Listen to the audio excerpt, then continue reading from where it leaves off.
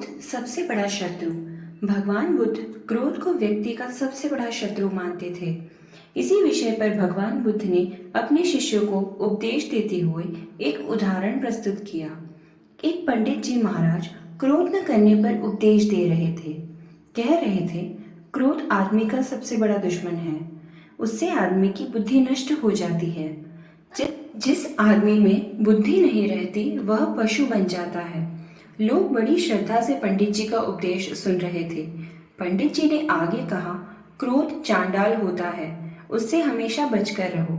भीड़ में एक जमादार बैठा था, जिसे पंडित जी प्राय सड़क पर झाड़ू लगाते हुए देखा करते थे।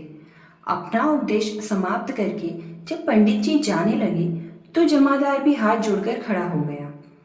लोगों की भक्ति भावना से फूले हुए पंडित भीड़ के बीच में से आगे बढ़ रहे थे। इतने में पीछे से भीड़ का रेला आया और पंडित जी गिरते गिरते बचे। इस धक्के में वे जमादार से छू गए। फिर क्या था, उनका पारा चढ़ गया। बोले, दुष्ट, तू यहाँ कहाँ से आ गया? मैं भोजन करने जा रहा था, तूने छूकर मुझे गंदा कर दिया। अब मुझे स्नान करना पड़ेगा। उन्होंने जमादार को भी भरकर गालियां दी। असल में उनको बड़े जोर की भूख लगी थी और वे जल्दी जल्दी यजमान के घर पहुंचना चाहते थे। पास ही में गंगा नदी थी। लाचार होकर पंडित जी उस ओर तेजी से लपके। तभी देखते हैं कि जमादार उनके आगे आगे चला जा रहा है। पंडित जी ने कड़क कर पूछा, क्यों रे जमादार के बच्चे, तू कहाँ जा रहा है? जमादार ने जवाब दिया, नदी में नहाने। अभी आपने कहा था ना कि क्रोध चांडाल होता है। मैं उस चांडाल को छू गया, इससे मुझे नहाना पड़ेगा।